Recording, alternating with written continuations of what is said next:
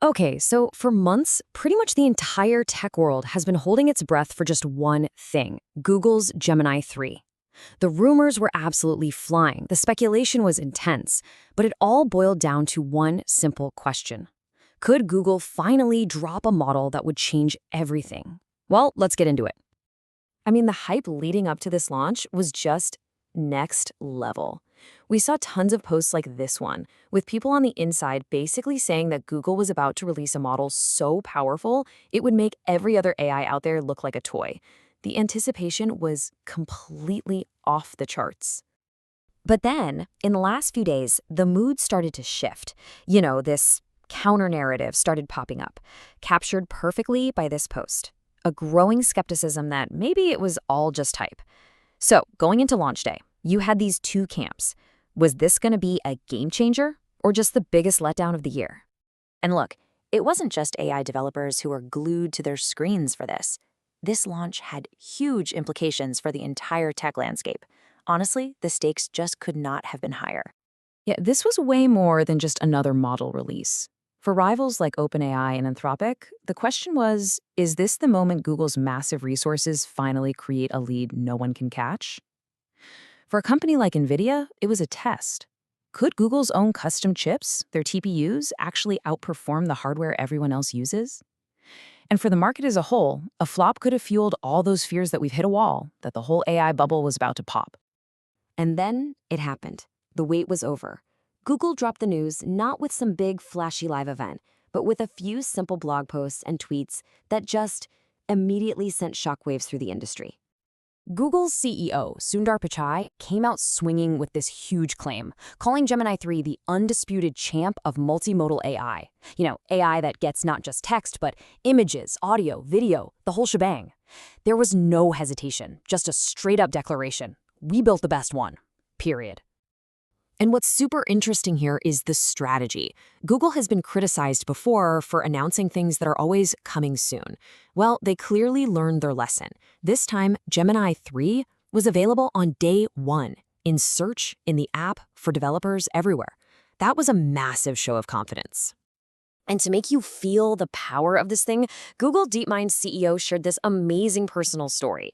He didn't just talk about abstract numbers. He talked about recreating a classic game he built years ago in just a few hours. He even mentioned getting the salt on the chips right.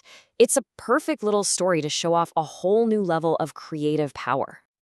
Okay, but stories are one thing. The real test, the data that would either prove the hype was real or that the skeptics were right, it all came down to the benchmarks. And this is where the story takes a huge turn. And the results were, well, to put it mildly, they were insane. This reaction right here pretty much sums up how everyone felt. This wasn't just a small step up. On paper, this was a massive, massive leap forward. I mean, just look at these numbers. Whether you're talking about academic reasoning, science, or really advanced coding, Gemini 3 Pro didn't just edge out the competition. It created a huge gap. In some of these tests, the difference is just enormous. It's a new state of the art, right across the board. But if there is one number, just one, that you need to remember from this entire launch, it's this one: 72.7%. That was its score on a test called ScreenSpot Pro. So why does that matter? Well, ScreenSpot Pro basically tests how well an AI can understand what's on a computer screen. The old record was 36.2%. Gemini didn't just beat it, it more than doubled it. This is a gigantic leap forward for building AI agents that can actually use computers just like a person does. This jump was so big that experts like Matt Schumer are comparing it to the release of GPT-4, which, as you know, was a moment that changed everything for this industry. The message was loud and clear. The benchmarks are telling us we've just entered a whole new era. Okay, so the numbers are off the charts, but how does it actually feel to use? Let's check out what the very first users had to say when they got their hands on it. So the early feedback, especially from coders and designers, was just glowing. People were saying it's incredibly fast, that the code quality is top-notch, and that it can handle these wildly complex projects. We saw people building 3D editors and even entire working Game Boy emulators from scratch, with the AI getting all the little design details just right. But when it came to creative writing, the reviews were a lot more divided. On one side, you had people saying it was finally good and that it was way easier to get it to stop writing in that generic, robotic AI style. But on the other hand, some felt it just lacked the taste, you know, the finesse for really challenging creative writing, and that they even preferred older models for that. So that's definitely something to keep an eye on. And it wasn't just the model. Google also dropped a brand new developer platform called Anti-Gravity. And you should think of this less like a tool and more like an active partner, an AI that can actually plan and carry out complex coding jobs for you, all on its own. It's what people mean when they say agentic. It can act independently to get things done. And for developers, this might have been the biggest news of all. The early testers were just completely blown away by it. Lots of them called it a total game changer, their new favorite way to work. So, let's zoom out. The launch is done, the numbers are in, the first impressions are out there. What does this all mean for the future of AI? Where do we go from here?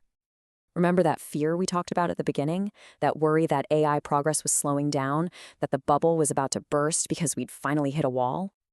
Well, Gemini 3 gave us a very, very clear answer to that question. As this one user put it so perfectly, so I guess we haven't hit a wall. So here's where things stand. First, we have a new leader, at least on paper. Gemini 3 Pro is now at the top of the charts. Second, this puts a ton of pressure back on everyone else, which means this race is about to get even faster. And finally, all that talk about an AI bubble bursting because the tech hit a plateau, well, that's been silenced, at least for now. So yeah, Google has grabbed the crown. The capabilities are absolutely real, the benchmarks are record-breaking, and the pace of innovation is clearly not slowing down one bit.